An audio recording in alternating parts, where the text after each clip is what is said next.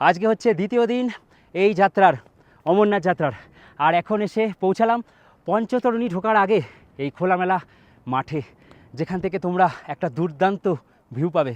আমি অনেকটা অবাক হয়েছিলাম, মনে হচ্ছিল সেই মিনি সুইজারল্যান্ড যেমন বলে কাশ্মীরের, ঠিক ওরকম টাইপেরই কিন্তু একটা ফিল দিচ্ছিল।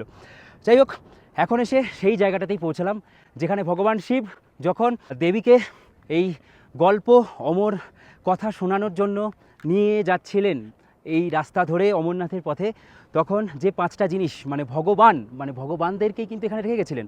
ভগবানের ভয়ে আসছে ভূমি, গয় আসছে গগন, তারপর হচ্ছে বায়ু, ভগবান ও হচ্ছে অগ্নি, আর হচ্ছে নীর মানে জল। এই পাঁচটা জিনিসকে একটা জায়গাতে রেখেই তারপরে কিন্তু গেছিলেন এই অমরনাথের উদ্দেশ্যে। আরও এরকম ছোটো ছোটো রিলস দেখার জন্য আর সম্পূর্ণ ভিডিও ডিটেলসে দেখার জন্য নতুন টেস্ট ইউটিউব চ্যানেল আর নতুন টেস্ট শর্টসকে সাবস্ক্রাইব করতে ভুলো না। চলো, হর হর মহাদেব।